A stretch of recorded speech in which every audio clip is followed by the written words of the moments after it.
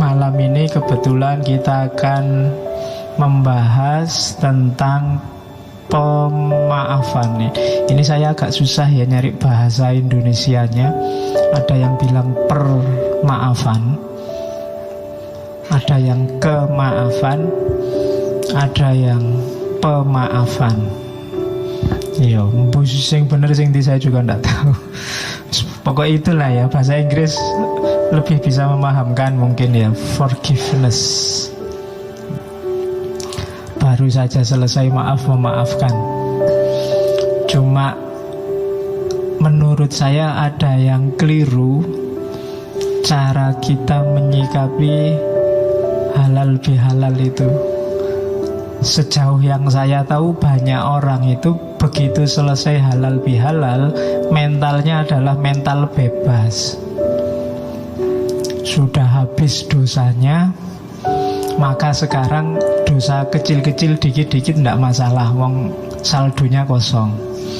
Jadi mentalnya mental santai, mental sudah selesai, wong sudah minta maaf ke orang-orang, sudah sebulan Ramadan bertobat pada Allah, diampuni dosa-dosanya, maka sekarang free, bebas. Jadi mentalnya kemudian mental tidak apa-apalah dosa-dosa dikit, yang penting kan kemarin sudah kosong saldonya, sekarang bisa nambah tidak masalah. Jadi problemnya itu yang bikin kemudian 1 bulan meninggalkan Ramadan, baunya Ramadan sudah hilang. Iya kan? Kan kelihatan aura-aura Ramadannya sudah habis, sudah selesai. Cahayanya sudah hilang. Balik kayak sebelum Ramadan lagi. Cepet loh, padahal cuma 1 bulan. Itu mungkin semangatnya besok harus diperbaiki lagi. Jadi ketika kita dalam kondisi anggap saja diampuni, baik oleh manusia atau oleh Allah, itu menurut saya saatnya untuk semakin dekat dengan Allah, karena kita sedang bersih. Kalau pakai bahasanya Al-Halaj, karakter kita karakter lahutiyah, karakter ketuhanan, divine. Jadi saatnya kita lebih mendekat harusnya.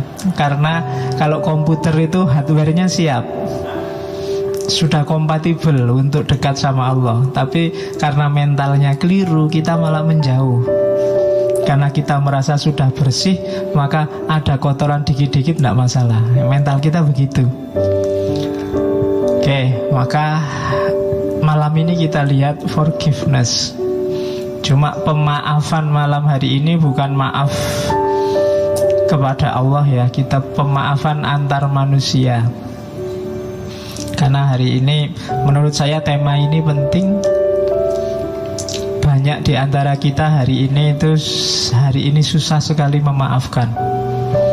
Kalau membaca berita-berita itu, kita sekarang ngomong aja takut, khawatir dilaporke.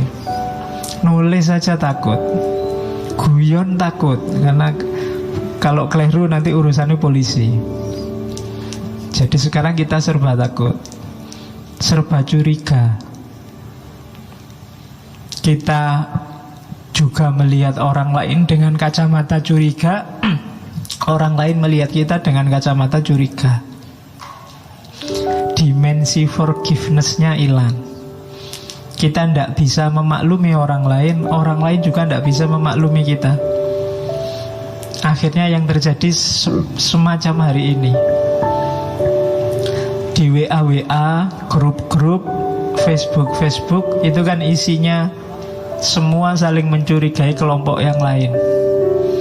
Al-Quran kan nyindir itu bahwa umat Islam hari ini itu pakai istilahnya Al-Quran, kullu hizbim bima ladaihim farihun. Setiap grup, setiap kelompok membanggakan grupnya masing-masing, kelompoknya masing-masing, dan saling mencurigai grup dan kelompok yang lain. Itu yang bikin hidup kita sekarang tidak enak. Makanya saya tidak pernah posting di wallnya Facebook. Karena kalau yang ngerti saya, tidak ada masalah apa-apa dan tidak penting postingan di Facebook itu. Yang tidak ngerti saya itu jadi bahan. Ya, maka kita ngobrol aja di luar ruang publik. Saya lebih suka ngobrolnya di ruang privat, lebih enak. Oke, bismillah. Kita mulai. Apa sih pemaafan itu? Maaf itu kata-kata yang akrab di mulut kita. Cuma jarang orang yang sampai masuk ke dalam memaafkan bener apa enggak. Maaf itu sering kita ucapkan, tapi kita jangan-jangan tidak tahu bahwa kita belum punya jiwa memaafkan. Ada banyak definisi tentang forgiveness, tapi saya suka definisi itu. Yang saya suka dari definisi itu, ada beberapa kata-kata yang menurut saya pas. Yang pertama, proses. Jadi maaf itu butuh proses. Susah maaf itu langsung. Kalau langsung itu biasanya bukan maaf. Mungkin basa-basi atau otomatis thought kayak kemarin. Nyenggol orang kesenggol deal, maaf ya. Itu biasanya enggak ada mikir panjang. Maaf beneran apa kayaknya enggak. Jadi ada proses pasti. Setelah proses, tapi proses ini proses yang disengaja. Kalau otomatis itu berarti tidak disengaja. Disengaja itu diniati benar. Kemudian sukarela. Ada orang yang minta maafnya tidak sukarela. Kenapa? Dipaksa. Kalau bapak tidak minta maaf dalam waktu 2x24 jam, saya laporkan polisi. Nah itu tidak sukarela. Tidak ketemu hakikatnya pemaafan. Orangnya minta maaf bukan karena dia memang niat minta maaf, sengaja minta maaf, tapi karena takut ditangkap polisi. Jadi ada unsur sukarela dan sengaja. Kemudian ada sikap mental yang berubah.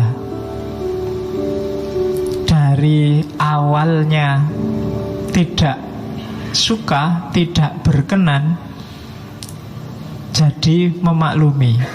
Harus ada ininya. Kalau batinnya masih belum memaklumi, itu belum maaf, tapi masih basa-basi. Kayak kita kemarin waktu Idul Fitri itu kan salam-salaman dengan siapa saja. Itu 90% basa-basi.